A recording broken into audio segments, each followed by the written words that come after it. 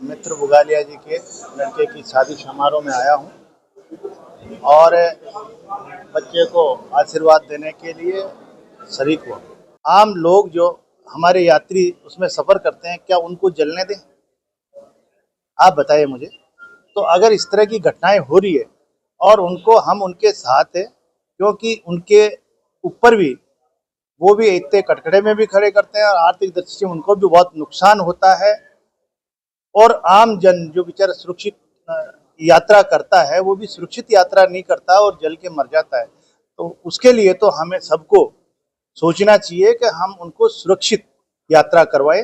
इसके लिए अपनी बॉडी जो बाद में ये करा लेते हैं, उस बॉडी को ही तो ठीक कराने का काम हम कह रहे हैं। ऐसा नहीं है, जो परिवहन के नियम है उस नियमों के तहत करवा कर वो चलाएंगे तो हम उनको और चीज़ों में रियायत दे सकते हैं, लेकिन इन चीज़ों में हम नहीं दे सकते, क्योंकि हमारे लिए जनता का जीवन सुरक्षित।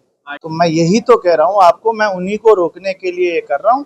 निश्चित रूप से मैं उनसे भी आग्रह करना चाहता हूँ कि आप अपनी गाड़ियों में जो परिवहन विभाग के नॉर्म्स बने हैं उस नॉर्म से आप चलाइए, आपको कहीं कोई दिक्कत नहीं है, हम आप लोगों के साथ हैं। लेकिन असुरक्षा की दृष्टि से अगर गाड़ियां हो तो उनको हम बर्दाश्त नहीं करेंगे। तो मॉडिफाइड जो गाड़ी है उन पे कार्रवाई के लिए आगे हड़ताल किस बात की है?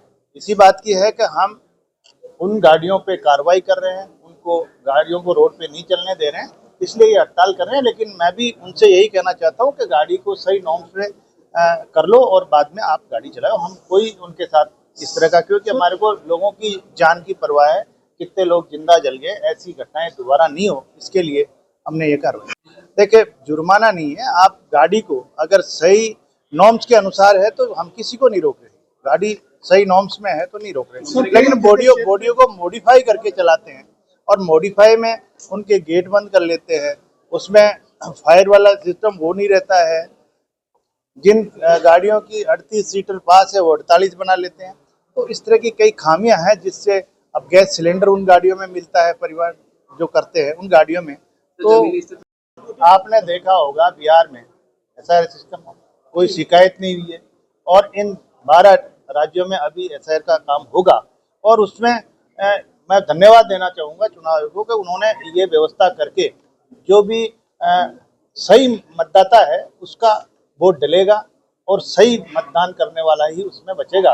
बाकी जिनके दो जगह नामांकन होंगे, 3 जगह होंगे, तो इस तरह के लोगों को उससे बाहर होंगे। उससे क्या फर्जीवाड़ा खूब होता था, तो एक अच्छा काम हो रहा है। कांग्रेस का आरोप है कि बीजेपी जो है, मैं उन आरोपों पे नहीं जा रहा हूँ, मैं हकीकत जो वास्तविकता है उस पे जा रहा हूँ कि ये वास्तविक अच्छा काम है। एक संस्कारवान पार्टी है और इस पार्टी का मेन उद्देश्य है भारत, हमारा देश प्रथम, और उसी को लेकर हमारा कार्यकर्ता काम करता है और हमेशा जनता के बीच में काम करता है।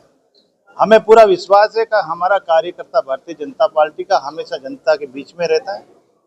जिस तरह से माननीय यशस्वी प्रधानमंत्री नरेंद्र मोदी जी ने जो काम किया, जनता उसका समर्थन करती है। और अभी डबल इंजन की सरकार राजस्थान में 2 साल से हमारे यशस्वी मुख्यमंत्री भजनलाल शर्मा जी ने जिस तरह से 2 साल में अनेक काम करके इस जनता को ये साबित कर दिया कि विकास करने वाली और विकसित राजस्थान बनाएगी तो भारतीय जनता पार्टी बनाएगी। इसलिए आम जनता को भरोसा है भारतीय जनता पार्टी में, जो कहती है वो करती है।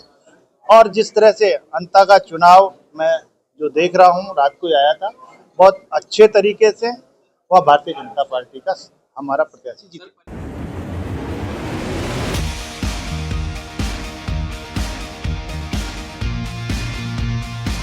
हमारी शाला की स्थापना 19 मार्च 1975 में हुई थी और इसी वर्ष हम हमारी शाला का 50 साल पूरा करने जा रहे हैं।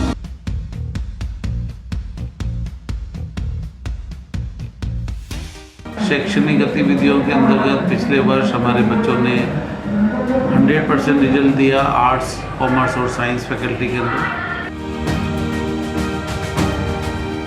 हमारे डिस्ट्रिक्ट टूर्नामेंट से विजेशी प्राप्त करके शुरुआत किया है। हमारे बच्चों ने वॉलीबॉल के अंदर बहुत अच्छा प्रदर्शन किया, अंडर 14 के अंदर। इस साल हम लोगों ने बच्चों की मांग पर क्रिकेट एकेडमी भी हमारे शाला में शुरू करी है, जिसको YMCA अजमेर के द्वारा संचालित किया जा रहा है। मैं सभी पेरेंट्स को और सभी सुनने वालों को आश्वासन देता हूँ कि हमारी शाला में बच्चों की गुणवत्ता शिक्षा दी जा रही है।